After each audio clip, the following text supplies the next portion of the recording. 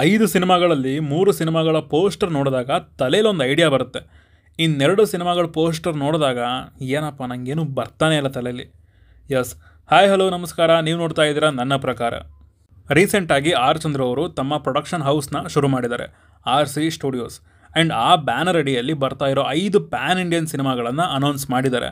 ಮಾತಾಡೋಣ ಅದರ ಬಗ್ಗೆ. ಆ್ಯಂಡ್ ಅದಕ್ಕಿಂತ ಮುಂಚೆ ನೀವು ನಮ್ಮ ಚಾನಲ್ಗೆ ಫಸ್ಟ್ ಟೈಮ್ ಬಂದಿದ್ದರೆ ವಿಡಿಯೋನ ಫುಲ್ ನೋಡಿ, ಇಷ್ಟ ಆದರೆ ಮಾತ್ರ ಸಬ್ಸ್ಕ್ರೈಬ್ ಮಾಡ್ಕೊಂಡು ಸಪೋರ್ಟ್ ಮಾಡಿ.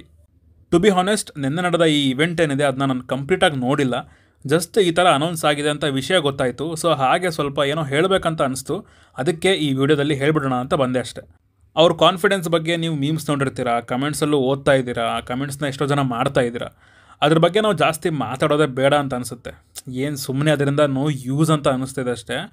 ಅವ್ರು ಏನು ಮಾಡ್ಬೇಕು ಅಂದ್ಕೊಂಡು ಒಂದು ವೆಂಚರ್ನ ಶುರು ಮಾಡಿದ್ದಾರೆ, ಅದಕ್ಕೆಲ್ಲದಕ್ಕೂ ಒಳ್ಳೆಯದಾಗಲಿ ಅಂತ ಕೇಳ್ಕೊತೀನಿ ಅಷ್ಟೇ. ಯಾಕಂದರೆ at the end of the day ಇದು ನಮ್ಮ ಕನ್ನಡ ಪ್ರೊಡಕ್ಷನ್ ಹೌಸ್. ಅದರಲ್ಲೂ ಆ 3 ಸಿನಿಮಾಗಳು ನನ್ನ ಅಟೆನ್ಷನ್ನ ತಗೊಂಡ್ವು. ಇನ್ನೆರಡರ ಬಗ್ಗೆನೂ ಮಾತಾಡ್ತೀನಿ ವಿಡಿಯೋ ಕೊನೆಯಲ್ಲಿ. First, father. ಟೈಟಲ್ ಪೋಸ್ಟರ್ ಮತ್ತು ಟೈಟಲ್ ಇಂಟ್ರೆಸ್ಟಿಂಗ್ ಆಗಿದೆ ಅಂತ ಅನ್ನಿಸ್ತು. ಆ ಎ ಅನ್ನೋದನ್ನು ರೆಡ್ ಕಲರಲ್ಲಿ ರೆಪ್ರೆಸೆಂಟ್ ಮಾಡಿದ್ದಾರೆ. ವಾಯ್ಲೆಂಟ್ ಫೀಲ್ ಕೊಡ್ತಿದೆ. ಥ್ರಿಲ್ಲರ್ ಸಿನಿಮಾ ಆಗಿರ್ಬೋದು ಅಂತ ಅನ್ನಿಸ್ತಾ ಇದೆ.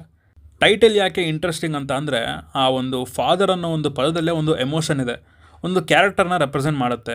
Directed by Raja Mohan. Mostly ಅವ್ರ ಡೈರೆಕ್ಷನ್ ಟೀಮಲ್ಲಿ ಇವರು ಒಬ್ಬರಾಗಿರ್ಬೋದು.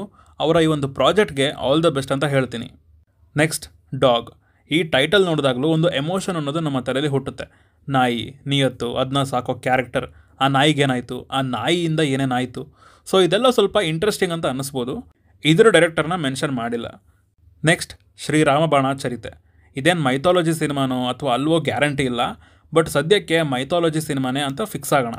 ಒಂಥರ ಮಿಕ್ಸ್ಡ್ ಒಪಿನಿಯನ್ಸ್ ಇದೆ ನನಗೆ ಈ ಸಿನಿಮಾ ಬಗ್ಗೆ. ಯಾಕಂದರೆ ಈಗೀಗ ರಾಮಾಯಣದ ಮೇಲೆ ತುಂಬ ಸಿನಿಮಾಗಳು ಬರ್ತಿವೆ, ಕತೆ ನಾವು ಕೇಳಿರೋದೇ ನೋಡಿರೋದೆ.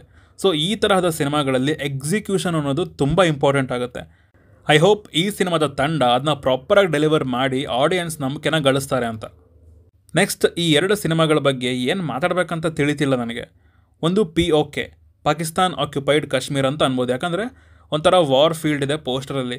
ಮತ್ತು ಇದು ಕಿಚ್ಚ ಸುದೀಪ್ ಅವರ ಜೊತೆ ಅನೌನ್ಸ್ ಆಗಿದ್ದಂತಹ ಗ್ಲೋಬಲ್ ಸಿನಿಮಾ ಆಗುವ ಎಲ್ಲ ಸಾಧ್ಯತೆಗಳಿವೆ. ಮತ್ತು ಇನ್ನೊಂದು ಸಿನಿಮಾ ಕಬ್ಜಾ 2. ಇವೆರಡನ್ನು ಎತ್ತಿ ಸೈಡಿಗೆ ಇಟ್ಬಿಡೋಣ, ಅದ್ರ ಪಾಡಿಗೆ ಅದನ್ನು ಬಿಟ್ಟುಬಿಡೋಣ. ಒಂದು ಸಣ್ಣ ವಿಚಾರ ಹೇಳಬೇಕು ಅನ್ನಿಸಿದೆ ನನಗೆ, ಅದನ್ನ ಹೇಳಿಬಿಡ್ತೀನಿ. ಈ ಒಪಿನಿಯನ್ಗಳು, ಫೀಡ್ಬ್ಯಾಕ್ಗಳನ್ನು ಆದಷ್ಟು ಪಾಸಿಟಿವ್ ಆಗಿ ತೊಗೊಂಡ್ರೆ ಸಿನಿಮಾಗಷ್ಟೇ ಅಲ್ಲ, ಜೀವನಕ್ಕೂ ಒಳ್ಳೆಯದು. ಇವನೇನಾದರೂ ಕೂಕು FM ಆಡ್ ತುರುಕ್ತಾನ ಅಂತ ಅನ್ಕೋಬೇಡ್ರಿ, ಅದೆಲ್ಲ ಏನಿಲ್ಲ. ಜಸ್ಟ್ ಹೇಳ್ಬೇಕು ಅನ್ನಿಸಿದೆ ಅಷ್ಟೇ. ಒಂದು ಸಿನಿಮಾ ಮಾಡುವಾಗ ಅಲ್ಲಿನ ಆ್ಯಕ್ಟರ್ಗಳಾಗಿರಲಿ, ಬೇರೆ ಬೇರೆ ಟೆಕ್ನಿಷಿಯನ್ಸ್ಗಳಾಗಿರಲಿ, ಅವ್ರಿಗೊಂದು ಔಟ್ಪುಟ್ನ ನೋಡಿ ಹಾನೆಸ್ಟಾಗಿ ಏನು ಅನಿಸುತ್ತೋ ಅದನ್ನು ಹೇಳಬೇಕಾಗತ್ತೆ. ಆ್ಯಂಡ್ ಅದನ್ನ ಹೇಳಿದಾಗ ಅದನ್ನ ತಗೊಳ್ಳೇಬೇಕು, ಸರಿ ಮಾಡ್ಕೊಳ್ಳೇಬೇಕು ಅಂತ ನಾನು ಹೇಳೋಕ್ಕೋಗಲ್ಲ. ಅಟ್ಲೀಸ್ಟ್ ಕನ್ಸಿಡರ್ ಮಾಡ್ಬೋದಲ್ಲ ಅಂತ ಅನಿಸುತ್ತೆ. ಹೀರೋ ಅವ್ರನ್ನೇ ತಗೊಳ್ಳೋಣ. ಈಗ ಕಬ್ಜಾ ಫಿಲ್ಮ್ ಹೀರೋ ಅವರು ಉಪೇಂದ್ರ ಅವರು. ಅವರಿಗೆ ಡೈರೆಕ್ಷನ್ ಬಗ್ಗೆ ಹೇಳಬೇಕಾಗುರು ಹೇಳಿ. ಅವ್ರ ಬಗ್ಗೆ ನನಗೊಂದು ಕಂಪ್ಲೇಂಟ್ ಇದೆ ಗುರು. ಉಪೇಂದ್ರ ಅವರು ಡೈರೆಕ್ಟ್ ಮಾಡುವಾಗ ಆ ಸಿನಿಮಾಗೆ ಕೊಡುವಷ್ಟು ಇಂಪಾರ್ಟೆನ್ಸ್ನ ಅವರು ಆ್ಯಕ್ಟ್ ಮಾಡೋ ಸಿನಿಮಾಗೆ ಯಾಕೆ ಕೊಡಲ್ಲ?